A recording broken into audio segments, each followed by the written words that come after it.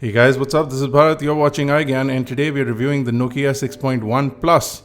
So let's quickly get started.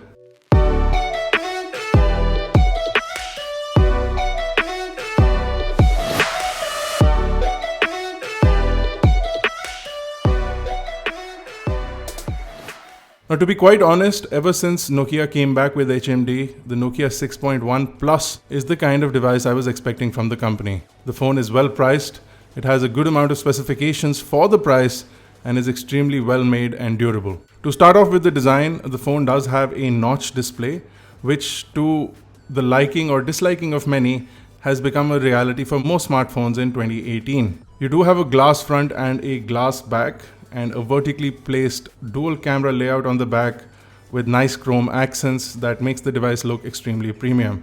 You do get a slight bit of bump thanks to the camera layout, and on the back you can also see the Android One branding, which means that this is a Android One device, which has its pros as well as a few cons. If you look around the device, you'll see that the frame of the phone is in a matte finish, but the buttons have a nice metallic finish along with chamfered edges that make the buttons and the overall device look extremely premium as well. Now the front, despite the notch, has a considerable amount of chin at the bottom, which does house the Nokia branding. You also do have a fair bit of top and side bezel, but if you look at the device closely, you don't really notice that much, but the bezel is there. The display in itself is a Full HD Plus display with a 5.8-inch size and a 19:9 aspect ratio. Hiding in the notch is a 16 megapixel front-facing camera, and it does have an f2 aperture. The bottom of the phone does have a USB Type-C port, a speakerphone, and a microphone nicely laid out in a really nice symmetrical design. Over at the right is where your power and volume buttons sit, and the phone continues to get a 3.5mm headphone jack despite its 7.9mm thickness. If you include the camera bump, the overall thickness of the phone is 8.59mm. The phone is also lightweight and it weighs in only at 151 grams. The 6.1 Plus is priced at $15,999 and is available on Flipkart. I'll leave a link to buying it in the description below for those who are interested. For this price, you do get Android One out of the box, which allows the phone to get quicker updates as far as Android updates are concerned. So this will be one of the first devices, hopefully, to get Android 9 when it starts officially rolling out onto devices, which will be soon after the Pixel 3 or Pixel 3 XL's official launch. Now, from a day-to-day performance aspect, because the device is running more or less stock Android, you will find that the phone is extremely responsive and extremely easy to use. The size of the phone also makes it easy to handle with one hand, although if you do have really tiny or compact hands, you may find it slightly difficult to navigate around this phone. Owing to the fact that the phone does have a Qualcomm Snapdragon 636 chipset inside, which is an octa-core 1.8 GHz chipset, the phone manages to get a pretty good amount of work done from what this chipset is actually capable of. On benchmarks, you see scores upwards of 111,000 on Antutu or 111,000. You see similarly good scores on apps like Geekbench. Now, if you're gaming, you'll find that it'll manage to play all games, but by default, it'll set the graphics to the lowest because that's what the chipset is capable of doing. You can go around and tweak the graphics and still find a pretty decent gaming experience from the phone, but I would not peg this as one of the best gaming experiences, especially in this price bracket where a lot more options now are available. You will find this slightly lacking when it comes to gaming performance and capability. Now, as you see the notch, there is an option to disable that notch if that's something that you're looking for.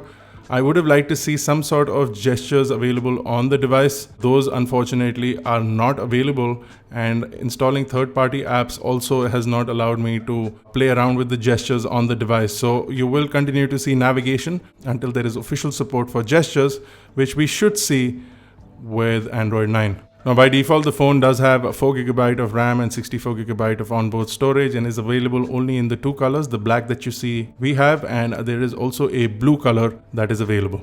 Now, phone call capability is quite robust. We found networks to work really well on the Nokia 6.1, so you'll not be struggling with network capability on this device or the speaker or the earpiece. All of these things are really loud and the microphone picks up your audio really well. There is a noise cancellation microphone sitting up top with the 3.5mm headphone jack, so The headphone jack location I think is also really ideal. So if you pop on your headphones and slide this phone into your pocket, the headphone jack comes at a convenient place. On an average, we found that the screen on time on the device is about 5 to 6 hours.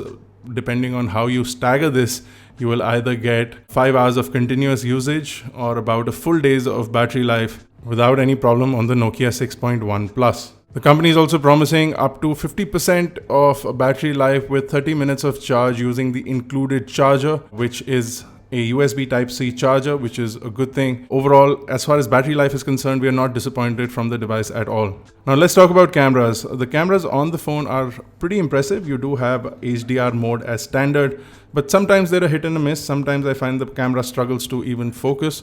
This could be something of a software glitch and maybe easily fixed with a software update from the company. You do have a really extensive camera app here.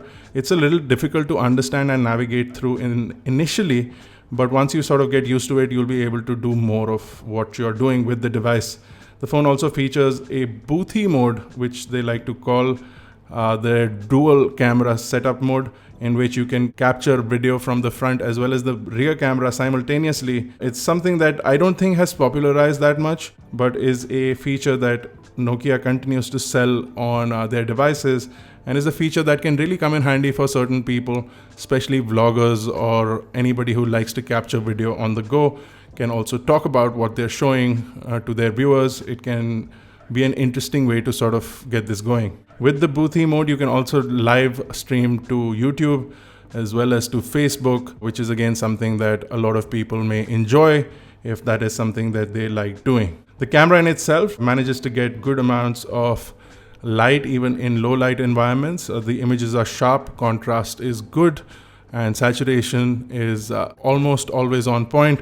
So no complaints as such with the camera capability. Focus has been something that we've struggled with a little bit, and like I said, that could be simply fixed with a software update. Now you do have the ability to apply stickers. You do have a beauty mode on the main camera as well, and on the front camera as well as on the main camera, you do get a bokeh mode or a portrait mode, which is something a lot of people like these days. The phone manages to capture edges of the subject really well, and you'll find that background blur, even though seems made by software, which it is pretty good and pretty usable, especially for social media. If you're going to be uploading pictures to Instagram and Facebook, etc., you won't really notice too much noise or too much traction from the bokeh. You'll find that it'll find the edges really well and give you a good overall result with the camera. Now the Nokia 6.1 is surprisingly well made. It's extremely lightweight, it feels really comfortable in the hand and is easily usable with one hand. So I'd say it hits the sweet spot when it comes to usage and handleability. Now for a price of 16,000 rupees, it doesn't offer too much on the specs department, especially if you start comparing it with devices like the Poco F1, which offer up Qualcomm Snapdragon 845 and 6GB of RAM and all the other features that device has. This sort of dwindles in front of that. So if you're looking for a pure performance hardware spec comparison, then for 16,000 rupees, and if you can spend another 4,000 to 5,000 rupees and get the Poco F1, I would highly recommend that. And if you can afford to do that, then the Nokia 6.1 Plus becomes irrelevant for you. But if you're looking for a phone in this price bracket, the Nokia 6.1 is a pretty good option. It looks really nice. It performs decently well. It's not the best gaming phone, so you won't get the best hardware performance from this. Cameras are good. The software is good. You will get quick software updates. It is stock Android, which makes me like this phone a little bit more. But like I said, from a specification point of view, this sort of dwindles in front of devices like the Poco F1 and even I guess the Mi A2, which does offer up stock Android and a slightly better performance for day-to-day things and for gaming. That's it for our review. If you like this video, don't forget to smash that like button. Hit that subscribe button if you're not already a part of Team iGyaan. This has been Bharat. Thank you guys for watching. I will see you in the next one.